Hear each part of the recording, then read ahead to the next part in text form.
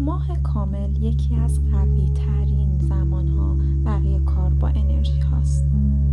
در این زمان انرژی ماه به اوج خودش میرسه. اگه بدونی چطور از این انرژی استفاده کنی، میتونی خواستهات رو به راحتی به سمت خودت جذب کنی. در این ویدیو با هم کارهایی رو مرور میکنیم که کمک میکنن انرژی قدرتمند ماه کامل رو برای جذب خواسته هامون به کار بگیریم.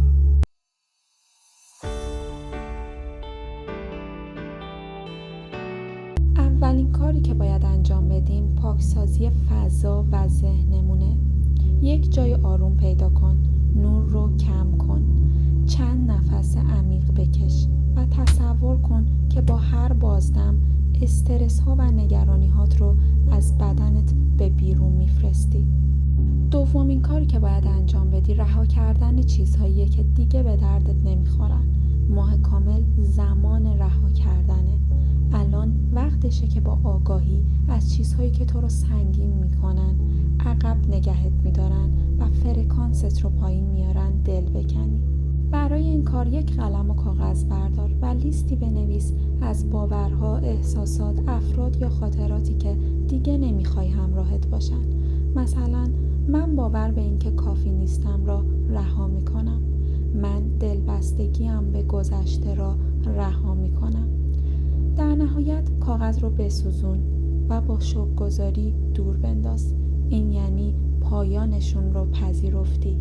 سومین کاری که باید انجام بدی اینه که با ارتعاش بالا نیتی که میخوای رو به جهان بفرستی. این بار روی یک کاغذ دیگه چیزایی که میخوای رو بنویس، ولی نه با استرس و خواهش، بلکه حس کن همین الان در حال تجربه اون خواسته هستی. کاملا حس داشتنش رو احساس کن، انگار که همین حالا در حال اتفاق افتادنه.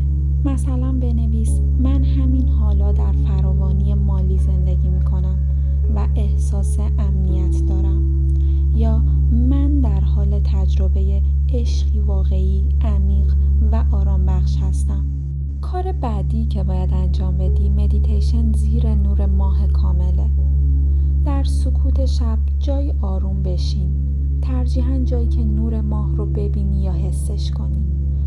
چشمات رو ببند و با هر نفس خودت رو به آرامش و حضور دعوت کن. تصور کن نور ماه داره از بالا روی سرت میتابه و تمام وجودت رو با انرژی پاک و شفابخشش پر میکنه.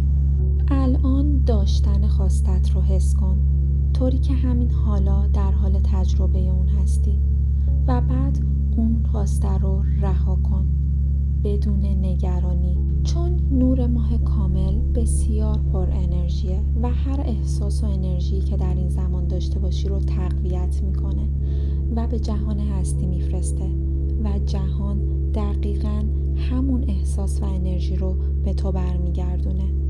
کار آخری که باید انجام بدی شکرگزاریه. به جای اینکه مدام دنبال نشونه باشی یا با نگرانی بپرسی پس چی شد؟ چرا نیومد؟ به خودت یادآوری کن جهان همیشه در حال پاسخ دادنه. فقط گاهی زمانش با تصور ما فرق داره. شکرگزاری یعنی اعتماد کامل به جهان هستی، یعنی ایمان به این که خواستت همین حالا در راهه. تکرار کن سپاسگزارم بابت همه چیزهایی که دارم و همه چیزهایی که در مسیر من هستند. سپاسگزارم برای قدرت بی‌نهایتی که به من داده شده تا بتوانم واقعیت دلخواهم را خلق کنم. همه ما میتونیم با نیت هامون نور ماه رو به ارتعاشی برای جذب تبدیل کنیم. اگه تو هم آماده‌ای قدمی برداری، همین حالا شروع کن و این ویدیو رو برای کسی بفرست که حس می‌کنی میتونه در مسیر جذب بهش کمک کنه.